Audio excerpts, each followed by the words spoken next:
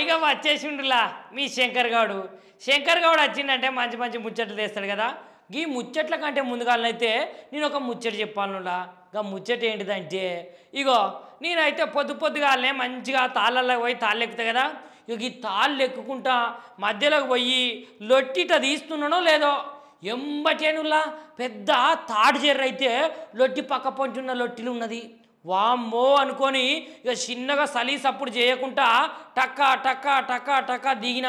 ఇక లేకపోతే ఆయనతో లొట్టిని తీసుకొని వెనక తలిగించుకొని దిగింది అనుకో, అది ఎక్కడన్నా కాటేసునో నాయనా అని మస్తు భయమైందిలా. ఇక సరే నా ముచ్చట పక్కకు పెడితే ఇక ఆంధ్రప్రదేశ్ రాష్ట్రంలోనైతే కన్నప్ప సైన్మ ఉన్నది కదా. గా కన్నప్ప సైన్మకైతే టికెట్ల పెంపుకైతే గ్రీన్ సిగ్నల్ ఇచ్చిందట. గ్రీన్ సిగ్నల్ అంటే పురాగా గ్రీన్ సిగ్నల్ కాదుల్లో. ఏం చేసిండ్రంటే అయితే మంచు విష్ణు అయితే ఆయన చరిత్రలోనే మంచి సైన్మన్ అంటే మంచి సైన్మ తీస్తున్నానని చాలాసార్లు చెప్పిండు కదా కన్నప్ప సైన్మ గురించి. గా కన్నప్ప సైన్మకైతే టికెట్ పెంపు అయితే వచ్చిందట. ఇక టికెట్ పెంపు సినిమా స్టార్టింగ్ అయిన మొదటి రోజు నుంచి 10వ రోజు వరకే ఉంటుందట.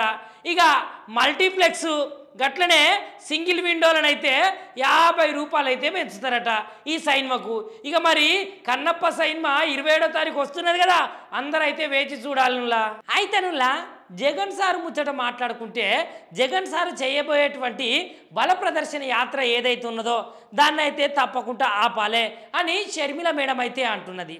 ఇక షర్మిల మేడం గట్ల ఎందుకు అంటున్నదో అనుకుంటున్నారా? ఏం లేదులా, షర్మిల మేడం అయితే ఇగో సింగయ్యనైతే కారు టైర్ కింద పడి చనిపోయింది కదా, ఆయనను వదిలిపెట్టి ఇప్పుడు బల ప్రదర్శన యాత్ర అని ఎట్లా తిరుగుతారు?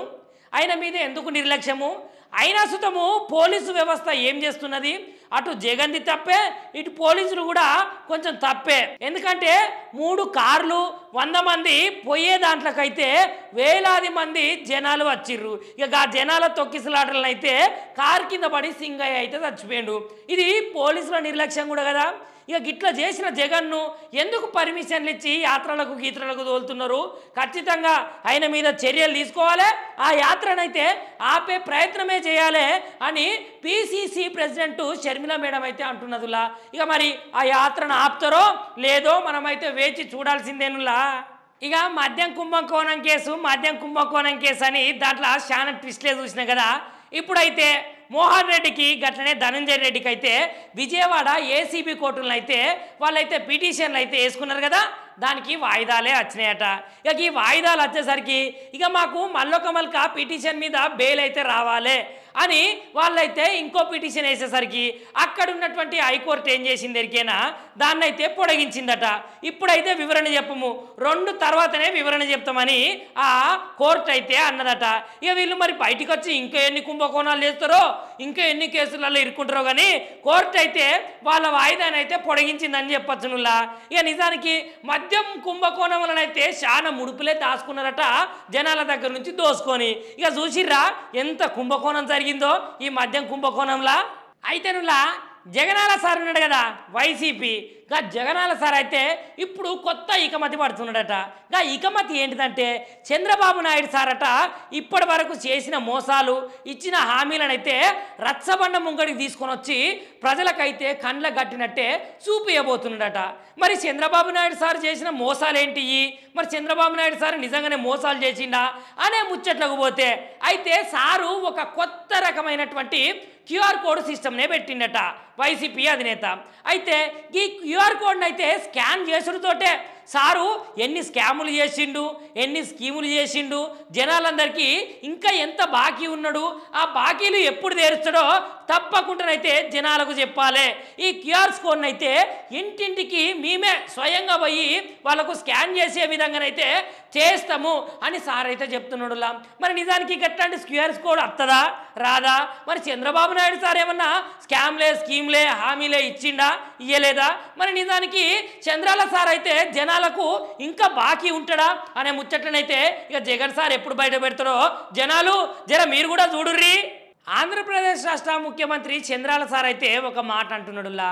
దా మాట ఏంటిదంటే దేశంలోనైతే ఎమర్జెన్సీ విధించి ఇప్పటికైతే 50 సంవత్సరాలు అవుతున్నది. ఇక ఈ ఆంధ్రప్రదేశ్ రాష్ట్ర ప్రభుత్వంలో కూడా ఈ దుర్మార్గపు పాలన ఏదైతే ఉన్నదో వైసీపీ జగన్ చేసింది, ఆ జగన్ చేసిన పాలన కూడా 6 ఏళ్ల సమయం అవుతున్నదట. ఇక ఈ 6 ఏళ్ల పాలనలను అయితే వాళ్ళు చేసినటువంటి విధ్వంసాలు ఎన్నో ఉన్నాయి. అక్కడ ఉన్నటువంటి ఒక ప్రజావేదికనైతే కూల్చి అక్కడ ఉన్నటువంటి ప్రభుత్వం అయితే నియంతృత్వ పాలనకైతే నిదర్శనంగా నిలిచిందట జగను. ఇక చూసిరనులా ఎన్ని అఘాయిత్యాలు ఎన్ని అక్రమాలు చేసిండ్రని వైసీపీని అయితే తెలుగుదేశం పార్టీ అధినేత చంద్రాల సార్ అయితే ఎంత ఎగ్దేవా చేస్తున్నాడో. ఇక మరి నిజానికైతే జగన్ సారు ప్రభుత్వము వచ్చినప్పటి నుంచి అయితే వాళ్ళైతే ఎటువంటి పనులు చేయలేదట. ఇప్పుడైతే కూటమి ప్రభుత్వం రాగానే చాలా పథకాలను ప్రవేశపెట్టి జనాలల్లా ఒక ఆశలను జనాలల్లా ఒక ధైర్యాన్ని పెంచిన ప్రభుత్వం ఏదైతే ఉన్నదో అది టీడీపీ ప్రభుత్వము, ఈ కూటమి ప్రభుత్వమే. ఇక జగను పరిపాలననైతే ప్రజలకు దూరం చేసేదందుకే, ఆయన పరిపాలననైతే మరిచిపోయేదందుకే ఇప్పుడు కూటమి ప్రభుత్వం అయితే ఇంతగానము కష్టపడుకుంటా జనాల శ్రేయస్సు కోసమే నిరంతరము పోరాడుతున్న ప్రభుత్వం అని సార్ అయితే చెప్తున్నాడులా. అమ్మ బోనాలమ్మ, మా తల్లి బోనాలమ్మ, గోల్కొండ బోనాలమ్మ, అందరికైతే బోనాల పండుగ శుభాకాంక్షలులా. ఇక ఆషాఢ మాసం వచ్చిందంటే బోనాలు అయితే సురువైతే కదా. మళ్ళీ ఇవాళ తొలుత గోల్కొండ బోనాలకైతే బోనం ఎక్కుతున్నదిలా. ఇక ఈ శుభ సందర్భంగానైతే తెలంగాణ రాష్ట్ర ముఖ్యమంత్రి రేవంత్ రెడ్డి సార్ అయితే తెలంగాణ ప్రజలందరికైతే బోనాల శుభాకాంక్షలు అయితే తెలుపుతాడు. ఇక అట్లనే తెలంగాణ సంస్కృతి సాంప్రదాయము కట్టుబొట్టు ఆచార వ్యవహారాలనైతే ప్రతీక నెలకొన్న ఈ పండుగనైతే బోనాలు. అట్లాంటి బోనాల పండుగ రోజైతే అమ్మవారికి బోనం ఎక్కించడం అయితే చాలా సంతోషంగా ఉన్నది. తెలంగాణ రాష్ట్ర ప్రభుత్వంలో ఉన్నటువంటి జనాలందరూ అయితే సుఖ సంతోషాలతోటి ఉన్నారమ్మా. ఇంకా కూడా వాళ్ళు సుఖాలతోటి సంతోషాలతోటి వండుకుంటా ఈ బీఆర్ఎస్ చేసేటువంటి అఘాయిత్యాలకు ఆకృత్యాలకు అయితే ఖచ్చితంగా అడ్డుకట్ట వేసేటట్టయితే జనాలందరినీ గట్లనే మా ప్రభుత్వాన్ని దీవించమ్మా అని సార్ అయితే వేడుకున్నారు. అయితేనుల్లా వెనకట్నైతే మనం ఏం చేసేది కట్టెల పొయ్యితోటే మంచిగా పొయ్యి వెలిగించుకొని అన్నాలు కూరలు బువ్వలు అన్నీ అనుకునేది కదా. ఇక ఇప్పుడిప్పుడైతే గ్యాస్ పొయ్యి వచ్చిందిలా. ఇక ఈ గ్యాస్ పొయ్యితోటైతే చాలా జాగ్రత్తగా ఉండాలో. ఎందుకంటే ఈ గ్యాస్ అయితే మొన్నటికి మొన్న మనం చూసినాము, ఒక ఇంట్లో సిలిండర్ లీక్ అయితే పాపము గాలి వెలుతురు లేకనైతే ఎంబటే డోర్ తీయగానే డమాల్న వేలిందుల్లా. పాపం అక్కడ ఉన్నటువంటి ఇద్దరైతే వాళ్ళ బట్టలు ఏడికాడికి కాలిపోయి వాళ్ళైతే ఘోరంగా బయటికి పరుగులు పెట్టిర్రు. ఇక అసలు ముచ్చట్లకైతే మనమైతే ప్రతి ఒక్కరమైతే గ్యాస్ వాడుతున్నాం కదా ఇళ్ళల్లో. గ్యాస్ వాడేటప్పుడైతే ఎమ్మటే దాన్ని గాలి వెలుతురు ధారాళంగా పడే జాగాలనే వాడుకోవాలి. మొత్తం సిమ్మని చీకటి కిటికీలు అన్ని మూసి ఉంచినామనుకో దబ్బున గ్యాస్ లీక్ అయిందనుకో అది ఆర్రల్నే మసులుతుంది కదా. ఎమ్మటే మనం లైటర్ తోటి గిట్ల అనగానే డమాల్న బేలుతుందిలా. ఇక ఇంకొక ముచ్చట ఏంటిదంటే గ్యాస్ పొయ్యేమో మీద ఉండాలి, గ్యాస్ ఏమో కింద ఉండాలి.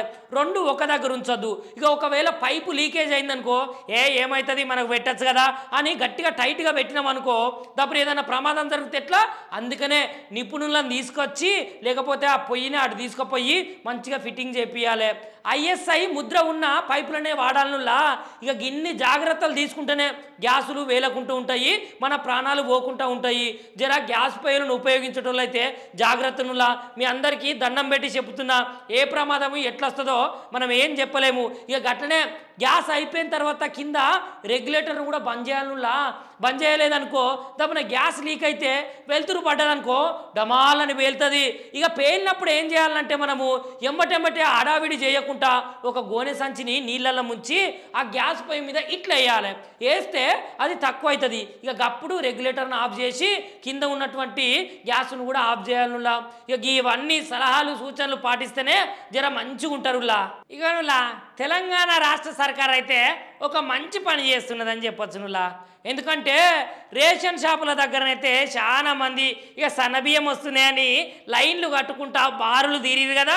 ఇక గన్నకైతే వృద్ధులు వికలాంగులు అంగవైకల్యం గల్లోళ్ళు ఇక అందరితో పాటు వాళ్ళు కూడా అక్కడికి వచ్చి కొంచెం అంతా అవస్థ పడ్డారట. ఇక దాన్ని అయితే రాష్ట్ర ప్రభుత్వం అయితే గుర్తించి ఇగో అట్లా కాదు ఎట్లా అంటే డైరెక్ట్ వృద్ధులకు వికలాంగులకు అంగవైకల్యం కలిగిన వాళ్ళకైతే డైరెక్ట్ రేషన్ బియ్యం అయితే డోర్ డెలివరీ చేసేటట్టయితే మంచి కార్యక్రమాన్ని పెట్టిందట. ఇక వచ్చే నెలనైతే 5 రోజుల ముంగట్నే ఈ బియ్యం అయితే వాళ్ళ ఇంటికి పోయేటట్టు అయితే చూస్తున్నదట రాష్ట్ర ప్రభుత్వము. ఇక గత నెల చూసుకున్నాం కదా, పాపం అంగవైకల్యం గల వాళ్ళు కుంటోళ్ళు గుడ్డోళ్ళు గూనెళ్ళు అక్కడికి పోయి అయితే అవస్థలు పడరట.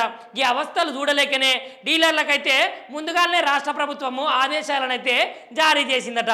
ఓ పెద్దయ్య, ఇక నువ్వైతే రేషన్ షాప్ కాడికి కుంటుకుంటా పోవాల్సిన అవసరం లేదు.